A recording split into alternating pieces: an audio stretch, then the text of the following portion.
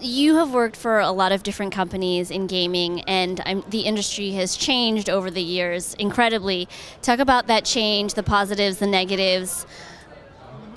The really interesting thing is I think we've gone full circle. Originally, when this is the 80s, because nobody had access to real large-scale publishing, what people would put out, exclusively, originally, people would have things like mimeographed game rules. If you even remember what mimeographs were, you might be too young to have used a mimeograph machine. Yeah, there we go. So a mimeograph was a chemical process before photocopies. So you'd have a big drum with ink, and they would have them in Ziploc bags. You'd have your game and it'd be staple bound. And back then, people could produce games themselves like that. And you would go to a hobby store and you'd look on the racks, and there'd be pegs with games hanging from them, and little, folded in half, independent, unique ideas. And it was very much a groundswell, grassroots, we all love this, let's all give it a try kind of thing. Gradually, over time, production values went up.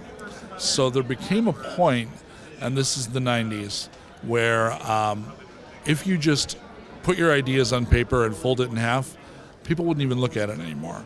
It even got to the point where most game books were in color. So it became color, hardcover, glossy, and if you didn't have a lot of money to pay the publisher to do that, to pay a printer to do that, you really couldn't get noticed. So that we had this big explosion at the beginning, and then it narrowed and narrowed and narrowed, became kind of big business in its own way.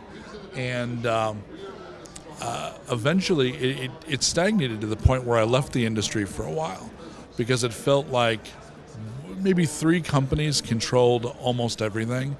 And it wasn't a negative thing. It's not like they set out to do it. But the nature of that publishing axiom is what did it. Now we have Kickstarter. And what Kickstarter has done, and also the desktop publishing revolution.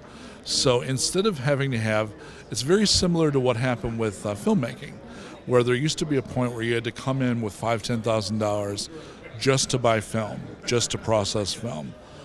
Now you can take your handheld camera, edit it together on your desktop, and you can have a serviceable short film. In the same way with publishing, now you can, on a desktop laser printer, do a very nice looking product.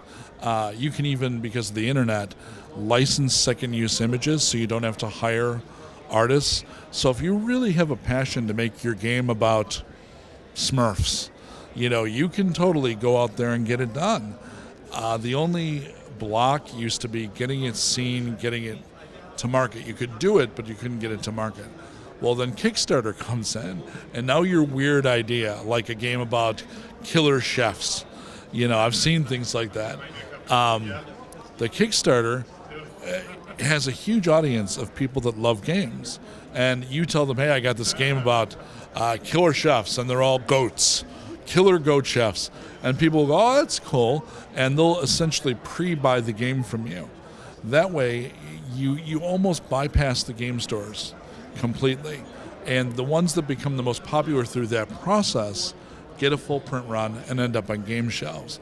So we had big explosion of creativity, and then it narrowed down, and now it's exploded again.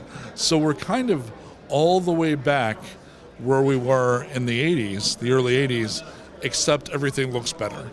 So you've got the same kind of grassroots creativity, but because of the tools available to artists, and by artists I also mean graphic artists, designers, writers, the bar has been raised, which is awesome. I mean, it's really is, comic books had a golden and a silver age. I would definitely think of this as a silver age.